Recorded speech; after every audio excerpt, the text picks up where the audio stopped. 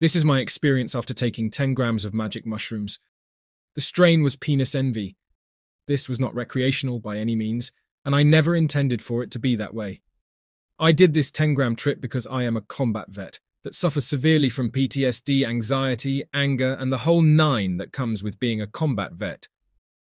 I've done several trips in the past ranging from 2 grams up to 7, and while those trips helped me take the edge off my anxiety, I wanted to go to the source and find out what the exact thing is that is causing my anxiety. I wanted to stare it in the eyes and make it my bitch, and as you will soon find out, boy, was I fucking wrong about that.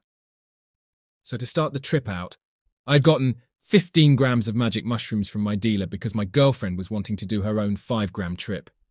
And I was still at the time on the edge of doing another 7-gram trip or going full bore to find the source of my anxiety and do the 10-gram trip.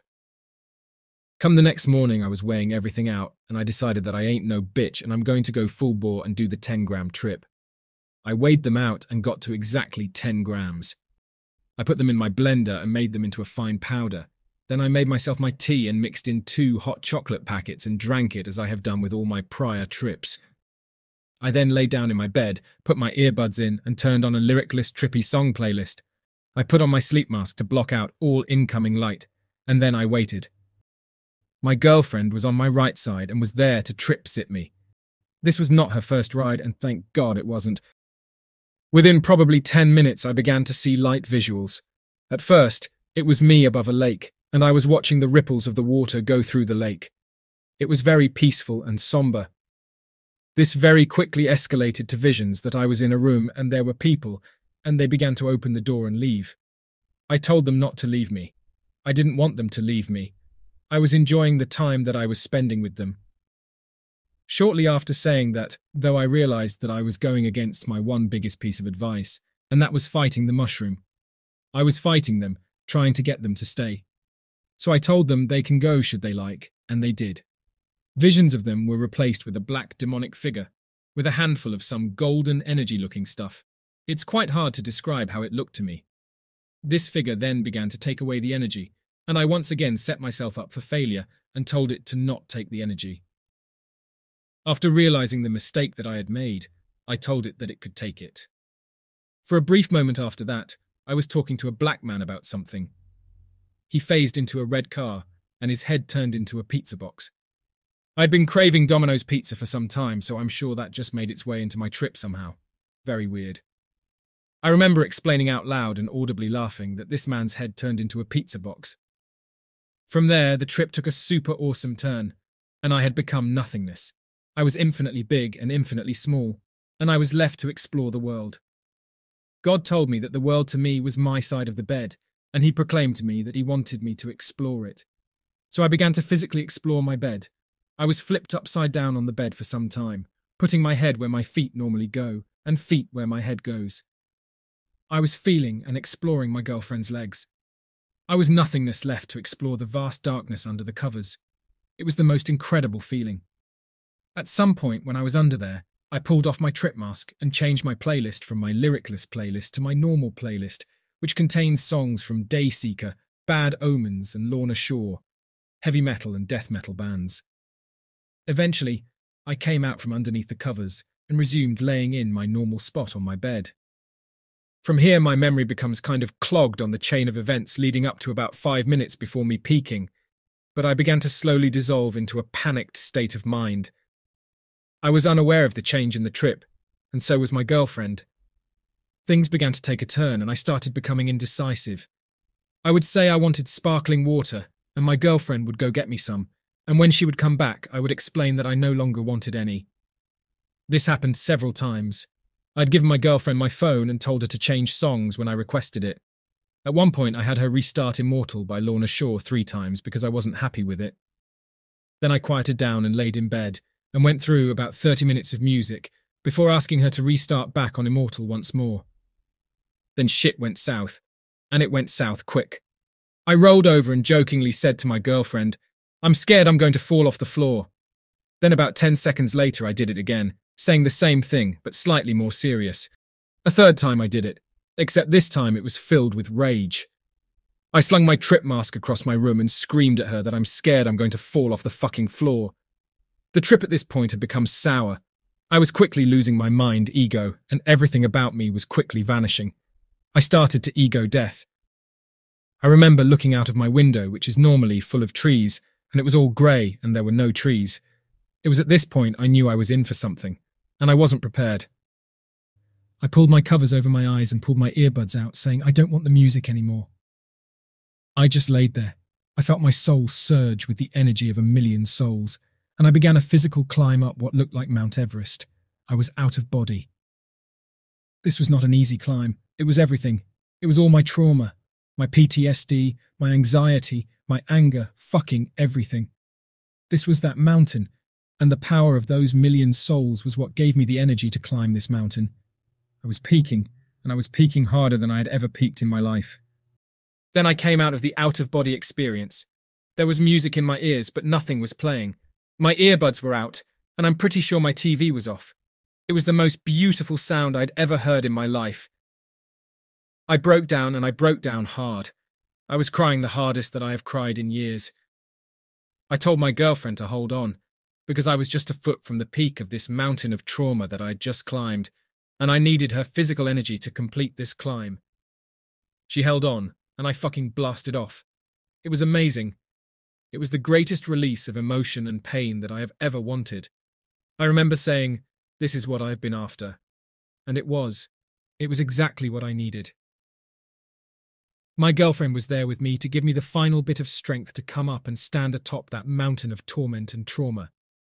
I thanked the souls that had joined me on my journey and who had so graciously given me their energy. I remember screaming at the absolute top of my lungs, "I am God." And I meant it with the conviction of a billion souls, because in that moment, standing atop that mountain, I was God. There was only one person in the universe that could have done what I just did, and it, therefore, meant that I was that. I got out of my bed and came into my office and collapsed on the floor. A broken man. I was broken. I just overcame what I had been using shrooms to help me overcome, and I didn't know what I was meant to be anymore. I began the most brutal ego death that I have ever experienced, and I was the test subject on this train ride to hell. I was on the floor of my office, screaming and crying. I called for my girlfriend to come in and just be with me because I was fucking scared. I was a broken man, and at the same time, I felt like I was a god. I was a broken god. One that had gone astray from the normal paths of the gods, and one that will forever be exiled and forgotten about, unless he does one thing. I told my girlfriend to get me my favourite sweatpants. What was coming was something I could have never been prepared for, and I don't think anyone would ever be prepared for. She brought me my favourite sweatpants and a blanket. I laid there, knowing what I must do, and it felt so good to have that thought. It was the happiest thought of my life, while at the same time, I was filled with dread. It was like this trip was the pathway to healing. I knew what I had to do, and I learned from those 2 incidents prior that I must not fight the mushroom. I must give in to it and listen to it. The it that I am talking about is suicide. My trip had turned sour. It had turned beyond sour, and I was happy about it. I was extremely happy that I was prepared to kill myself. I was seeing it as a gateway to the next level. I was at a fork in the road.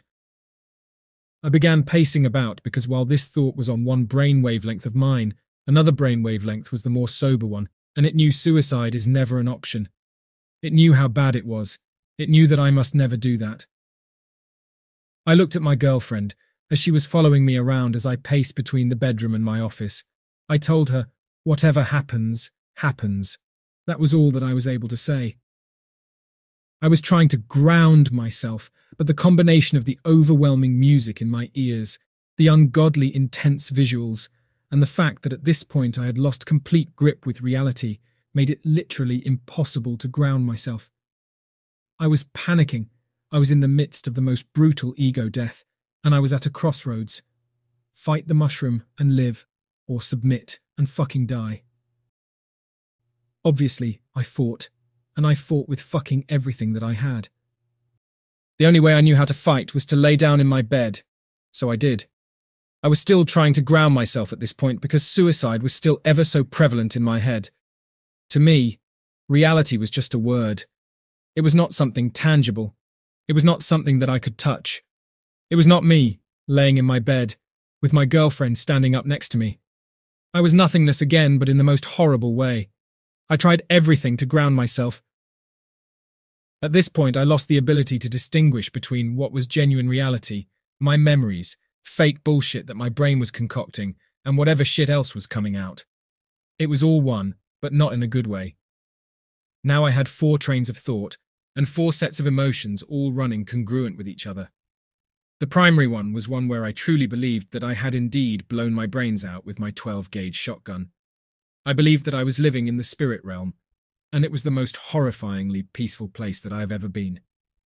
At one point, I remember getting out of bed and checking my gun safe, ensuring that the door on it was still closed and locked. I was making sure that I hadn't gone through with the suicide. While I was able to tell that the door was shut, seeing this did not calm down this train of thought. The second was one where my girlfriend also panicked and had called 911 and my mother. I genuinely believed that there were EMTs and police standing outside of my door and my house, and they were waiting for me to calm down from the trip before they came in and swooped me up and arrested me for some unimaginable crime that I felt I had committed. I was petrified.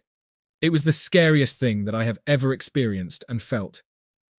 These 2 aforementioned trains of thought would sometime meld with each other and become one. The third train of thought was one where I had my psychotic break and I was actively being carted off on a stretcher, being taken to a loony ward because I was now permanently stuck in this headspace and level of high. I had accepted it, and I understood it. I was very matter-of-fact with this. I accepted it, and I felt that I deserved what I had coming for me, and that was being locked in a loony ward for the rest of my God's-given life. I told my girlfriend that I loved her, and that I knew that I was going to lose her, my job and my sponsorship. Just weeks before this trip, I signed my first major sponsorship contract for motorcycle racing, and it's something that brings me great joy seeing where all my hard work has finally gone, and things were finally starting to come up. The final train of thought wasn't really a train of thought, but it was the light at the end of this horrific tunnel.